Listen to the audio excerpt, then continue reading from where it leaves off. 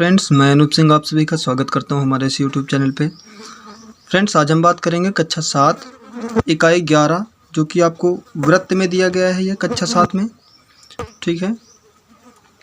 तो वृत्त में सबसे पहले फ्रेंड्स आज हम आपको बताएंगे कि वृत्त में ये जो पार्ट होते हैं वृत्त के, इनके बारे में आपको डिटेल में बताएंगे, ठीक है। तो एक्सरसाइज करने से पहले हम कुछ वृत्त के बारे में जान लेते हैं, देन एक्सरसाइज सॉल्व करेंगे। ओके, चलिए सबसे पहले हम आपके साथ डिस्कस करते हैं कि वृत्त में एक त्रिज्या होती है, ठीक है। त्रिज्या कैसे लिखते हैं, कैसे डिनोट करते हैं? तो त्रिज्या को फ्रेंड्स आर से डिनोट करते हैं। और त्रिज्या को पहचानेंगे कैसे? त्रिज्या जो होती है फ्रेंड्स वो व्यास की आधी होती है। वृत्त में एक व्यास होता है, उसकी आधी त्रिज्या होती है। जैसे यहाँ पे एक वृत्त बनाया हुआ है हमने, आप देख सकते हो, जिसका व्यास है QOP, ठीक है। QOP इसका एक व्यास है। अगर मैं इसकी बात करूं तो इसका जो व्यास होगा वो होगा QOP। ये क्या है? व्यास है, ठीक है। और यहाँ से आप देख सकते हो, चाहो तो OQ ले लो और चाहे तो OP ले लो, ठीक है। ये हमने स्मॉल r लिखा हुआ है, तो यहाँ से इसकी दूरी कितनी होगी? ये इसको हम त्रिज्या कहेंगे। चाहे इधर देख सकते हो और चाहे ये देख सकते हो, ठीक है। यहाँ से Q से लेकर O तक या फिर O से लेकर P तक, ये हमारी क्या होती है? त्रिज्या। तो हम O और P या फिर OQ लिख सकते हो आप, त्रिज्या होती है। ये क्या होती है फ्रेंड्स? त्रिज्या, ठीक है। तो अब अगर पूछे कोई अगर कि त्रिज्याएं कितनी होती है, एक वृत्त में त्रिज्याएं कितनी होती हैं, व्यास कितने होते हैं, तो फ्रेंड्स आप बता सकते हो कि त्रिज्याएं भी वृत्त में अनंत होती हैं और व्यास भी वृत्त में अनंत होते हैं, ठीक है। क्योंकि व्यास भी एक ही बिंदु से होकर कई खींचे जा सकते हैं, यहाँ से वहाँ तक, इस प्रकार से, है ना। और त्रिज्याएं भी यहाँ से इधर उधर, चाहो मन पड़े जिधर भी आप खींच सकते हो वृत्त के अंदर। तो त्रिज्याएं भी अनंत होती हैं और व्यास भी अनंत होते हैं। तो अब हम बात करते हैं जीवा की। त्रिज्या और व्यास हमारे हो गए। अब हम बात करते हैं जीवा की। तो जीवा की फ्रेंड्स देख सकते हो जीवा को कि एक वृत्त के परिधि पर दो बिंदु को आपस में मिलाने पर एक जीवा निर्मित होती है, ठीक है। ये जो है हमारी क्या है? ये जीवा है। जहाँ पे देख सकते हो परिधि पर, वृत्त की परिधि पर देखो, परिमाप, जिसे परिमाप भी बोलते हैं। P एक बिंदु है और एक बिंदु क्या है? Q, ठीक है। इन दोनों को मिलाने पर हमें क्या मिलता है? जीवा मिल जाती है। ये वाली हमारी जीवा कहलाती है, ठीक है। तो इसे हम क्या कहेंगे? इसे कहेंगे फ्रेंड्स जीवा। क्या कहेंगे? जीवा, ठीक है। अब बात करते हैं चाप पर, ठीक। चाप की बात करते हैं। देखो चाप है, तो चाप की बात करते हैं। तो चाप फ्रेंड्स देख सकते हो कि एक वृत्त की परिधि पर दो बिंदु, ये जो है ना, ये A और B, ये यहाँ से लेकर यहाँ तक एक चाप है, ठीक है। यहाँ से यहाँ तक एक चाप है। और चाप भी अगर फ्रेंड्स पूछो तो चाप दो होती हैं। चाप कितनी होती हैं? दो होती हैं, ठीक है। एक होती है लघु चाप, एक क्या होती है? लघु चाप। और एक होती है दीर्घ चाप। क्या होती है? दीर्घ चाप, ठीक है। लघु चाप आप इसको कहोगे, A और B के बीच की दूरी को, इसको, ये A और B के बीच, इसे कहते हैं लघु चाप, ठीक है। इसको क्या कहते हैं? लघु चाप। और ये जो A और B के ऊपर जो ये बनी है, ये, इसे कहते हैं दीर्घ चाप। क्या कहते हैं? दीर्घ चाप, ठीक है। इसको कहते हैं लघु चाप। और उस पर ये जो ऊपर है A, यहाँ से लेकर यहाँ से ये सब, ये यहाँ तक, तो इसे कहते हैं दीर्घ चाप। और नीचे ये वाली A और बीच की दूरी को क्या कहते हैं? लघु चाप। उम्मीद है आपको फ्रेंड्स चाप समझ में आई होगी। अब बात करते हैं अर्धवृत्त की। किसकी बात करते हैं? अर्धवृत्त की बात करते हैं फ्रेंड्स। तो एक ही सर्कल हमने लिया हुआ है, यहाँ पे इसका केंद्र O मान लेते हैं हम, ठीक है। अर्धवृत्त क्या होता है फ्रेंड्स कि वृत्त में एक व्यास जो होता है, वृत्त में एक व्यास जो होता है वो वृत्त को दो अर्धवृत्तों में समद्विभाजित कर देता है, ठीक है। दो अर्धवृत्तों में, ये देखो थोड़ा सा साइड हो गया है, तो यहाँ से देख सकते हो ये हमने नाम दे दिया पी और क्यू। ये एक व्यास है, पी क्यू वृत्त का व्यास है, जो क्या कह रहा है कि वृत्त को क्या कर रहा है, एक अर्धवृत्त ये बन गया और एक अर्धवृत्त ये बन गया। तो ये वृत्त को 2 खंडों में विभाजित कर देता है, आधे आधे में विभाजित कर देता है, तो इसे कहते हैं अर्धवृत्त। ठीक है। नेक्स्ट क्या है हमारा त्रिज्यखंड। तो त्रिज्यखंड देख सकते हो फ्रेंड्स, ये जो आकृति हमने बनाई है यहाँ पे, ये भी देख सकते हो, जो त्रिज्या से देख सकते हो, यहाँ से O और A और O और B ये दोनों त्रिज्या हैं। ठीक है। और इनके बीच में जो है ये वाला पोर्शन, तो इसे हम कहते हैं त्रिज्यखंड। ठीक है।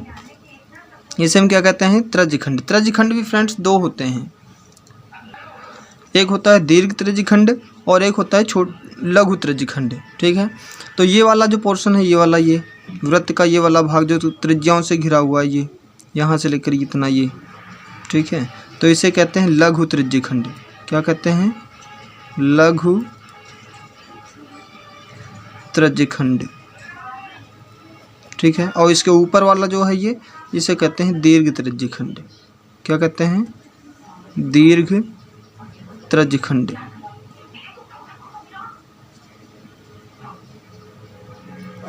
दीर्घ त्रिज्यखंड और लघु त्रिज्यखंड। ठीक है। नेक्स्ट हमारा आता है वृत्तखंड। तो वृत्तखंड फ्रेंड्स, वृत्तखंड जो होता है, एक वृत्त हम बना लेते हैं पहले। तो ये हमने एक वृत्त बना लिया है फ्रेंड्स, इसको हम नाम दे देंगे O। ठीक है। अब हमें बताना है वृत्तखंड। वृत्तखंड किसे कहेंगे, तो वृत्तखंड भी 2 होते हैं। जैसे कि परिधि पर 2 बिंदु, इस वृत्त के परिमाप पर 2 बिंदु, चाहे जहाँ पे ले लो फ्रेंड्स, कहीं पे भी जहाँ मन करे वहाँ पे रख सकते हो आप 2 बिंदु। ठीक है। और उनको आपस में मिला दो, उनको आपस में क्या करें, मिला देते हैं। तो इसमें चाहे केंद्र रखो चाहे ना रखो। अब ये जो होगा ये हमारा, अब ये देखो, ये होगा लघु वृत्तखंड, ये होगा लघु वृत्तखंड, और ये होगा हमारा दीर्घ वृत्तखंड। ठीक है। ये होगा हमारा दीर्घ वृत्तखंड। ठीक है। तो ये हमारा लघु वृत्तखंड है और ये हमारा क्या है, दीर्घ वृत्तखंड है।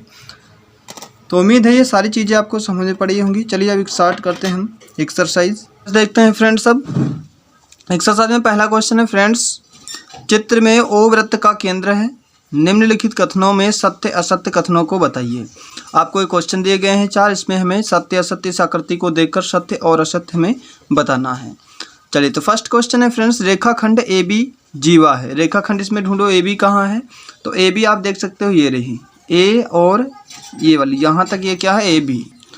तो ये जीवा है फ्रेंड्स। ठीक है। और यही हमें पूछ रहा है, रेखाखंड AB जीवा है, तो इसे हम लिख देंगे क्या, सत्य है। क्या लिख देंगे, सत्य। ठीक है। फिर दूसरा क्वेश्चन है QF त्रिज्या है। QF ढूंढो, इसमें कहाँ है, इस आकृति में QF देखो, तो QF इस बिंदु से लेकर इस बिंदु से इस बिंदु तक, यहाँ से यहाँ तक बता रहा है कि ये त्रिज्या है। लेकिन त्रिज्या सब केंद्र से होती है, केंद्र से लेकर परिधि तक कोई बिंदु अगर उसे मिला जैसे मैं कह सकता हूँ O और D ये एक त्रिज्या है, लेकिन QF ये एक त्रिज्या नहीं है, तो इसको क्या लिखेंगे हम, असत्य। क्या लिखेंगे, असत्य। OD त्रिज्या है, OD O और D ये एक त्रिज्या है, तो इसे लिखेंगे सत्य। ये सत्य है तो इसे सत्य लिख देंगे। PC जीवा है, PC ढूंढो कहाँ पे है, PC यहाँ पे P है, PC जीवा है, यहाँ से इस पॉइंट से लेके इस पॉइंट से और C तक, परिधि C तक, परिधि पर जो पॉइंट C रखा हुआ है यहाँ तक बता रहा है जीवा है, तो ये भी गलत है, ये भी जीवा नहीं है। जीवा तो परिधि पर 2 बिंदु, परिमाप पर या वृत्त के परिधि पर 2 बिंदु, जैसे ये AB, इस प्रकार से जीवा मानी जाती है, तो ये भी क्या हो जाएगा फ्रेंड्स, ये भी हमारा असत्य हो जाएगा। ठीक है। दूसरा क्वेश्चन देखते हैं, अर्धवृत्त में बने कोण, अर्धवृत्त में बने कोण, कोण यहाँ पे डबल लिख गया है, एक को हटाते हैं, बने कोण की माप होती है। तो फ्रेंड्स अर्धवृत्त में बने कोण की माप समकोण या फिर 90 अंश बता सकते हो। तो यहाँ पे चौथा हमारा ऑप्शन सही हो जाएगा। ठीक है। तीसरा क्वेश्चन, अपनी अभ्यास पुस्तिका पर एक आकृति खींचकर उसके दीर्घवृत्त खंड को छायांकित कीजिए। एक आकृति आपको किताब में भी दी गई है। ठीक है। उसी के अनुसार हमें एक आकृति खींचना है और उसके बड़े कह सकते हो कि दीर्घ वृत्त खंड को क्या करना है, छायांकित करना। तो एक आकृति कोई बना लीजिएगा, वृत्त की एक आकृति बनाएंगे हम। ठीक है। और दीर्घ वृत्त खंड कह रहा है ना, तो इसको हम नाम दे देंगे ए बी। अब इसमें आप देख सकते हो कि लघु वृत्तखंड और दीर्घ वृत्तखंड कौन सा है। तो लघु वृत्तखंड ये है, दीर्घ वृत्तखंड ये है। और क्वेश्चन में कह रहा है कि दीर्घ वृत्तखंड को छायांकित कीजिए, तो इसे छायांकित कर दो। इस प्रकार से छायांकित कर दो, इसे पेंसिल से कर दो चाहे पेन से कर दो। ठीक है। तो इस प्रकार से ये भी क्वेश्चन हमारा हो गया। क्वेश्चन नंबर चौथा है फ्रेंड्स, आकृति 11.6 में वृत्त का केंद्र है ओ वृत्त का केंद्र है। आकृति में निर्मित किन्हीं दो त्रिज्या खंडों के नाम लिखिए। तो यहाँ पे एक आकृति है, मैं वो पहले आकृति बना लेता हूँ फ्रेंड्स। तो ये हमने आकृति बना ली। अब इसमें पूछ रहा है दो आकृति में निर्मित किन्हीं दो त्रिज्या खंडों के नाम लिखिए। तो किन्हीं दो निर्मित त्रिज्या खंडों के नाम लिखने हैं। तो फ्रेंड्स ये देख सकते हो ये दोनों त्रिज्या खंड है, एक ये है एक ये है। तो दोनों ये निर्मित हैं, तो इसके नाम हम लिख देंगे ए ओ बी। इसके नाम क्या लिख देंगे, ए ओ बी। एक ये त्रिज्या खंड है और एक ये है बी ओ सी। बी ओ सी ए ओ बी, ये दोनों क्या है हमारे त्रिज्या खंड हैं। ठीक है। क्वेश्चन नंबर पांचवा है ये, 2.5 सेंटीमीटर त्रिज्या का एक वृत्त खींचिए जिसका केंद्र O है। इस वृत्त को दो अर्धवृत्तों में विभक्त कीजिए। तो सबसे पहले हम वृत्त बना लेते हैं। 2.5 सेंटीमीटर का आप बना लीजिएगा इस प्रकार से। 2.5 सेंटीमीटर आप कंपास में भर लीजिएगा पटरी की सहायता से। अब इसको दो अर्धवृत्तों में कहने का मतलब यह है कि एक व्यास केंद्र बनाएंगे इसका, और केंद्र से ही क्या करेंगे, एक व्यास हम खींच देंगे। एक व्यास हम ले लिए जिसका नाम हम दे देंगे पी क्यू। ठीक है। तो ये व्यास जो होता है वृत्त को क्या करता है, दो अर्धवृत्तों में विभाजित कर देता है। तो एक अर्धवृत्त ये बन गया, एक अर्धवृत्त ये बन गया। फ्रेंड्स एक चीज़ और भी है कि अर्धवृत्त आप जो डी शेप बनता है ना, डी शेप, वो भी हमारा क्या होता है, अर्धवृत्त। ठीक है। अब आप देख सकते हो यहाँ से यहाँ तक ये क्या बनता है, डी शेप बनता है। तो ये भी हमारा क्या है, अर्धवृत्त। ठीक है।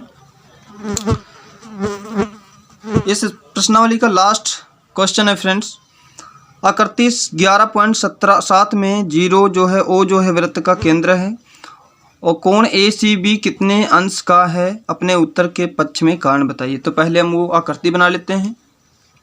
तो ये हमने फ्रेंड्स वृत्त बना लिया है, ये आकृति बन गई आपकी। तो इसी में पूछ रहा है, ये आकृति जो है बुक में आपके दी गई है 11.7। ठीक है। तो इसमें पूछ रहा है फ्रेंड्स कोण ACB कितने अंश का है। तो कोण ACB ये वाला कोण पूछ रहा है। तो इसमें एक प्रमेय कह सकते हो या फिर हेडिंग कह सकते हो, उसमें जो कहता है जी लिखा है, जिसमें वृत्त के व्यास द्वारा अर्धवृत्त के किसी बिंदु पर बना कोण समकोण होता है। ठीक है। तो इस कोण का माप, अंश माप कितना होगा, इसका माप कितना होगा, 90 अंश। ठीक है। ये कितना होगा, 90 अंश। तो हम लिख सकते हैं यहाँ पे कोण ACB बराबर कितना होगा, 90 अंश। अब इसका कारण फ्रेंड्स पूछ रहा कि अपने उत्तर के पक्ष में कारण भी बताइए कि ये 90 डिग्री क्यों है। तो उसका कारण हम दे सकते हैं कि वृत्त के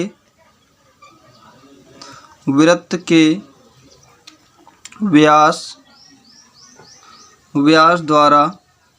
किसी बिंदु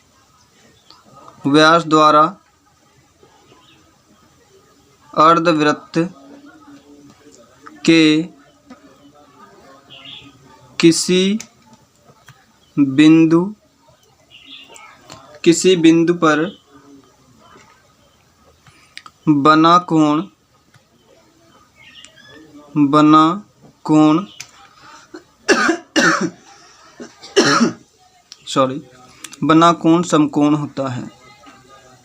बना कोण समकोण होता है। ठीक है। इस प्रकार से इसका कारण लिख देंगे। वृत्त के व्यास द्वारा अर्धवृत्त के किसी बिंदु पर बना कोण समकोण होता है। तो इसीलिए क्या है, ये कोण सी जो होगा ACB वो क्या होगा 90 अंश का होगा। Okay, thanks for watching.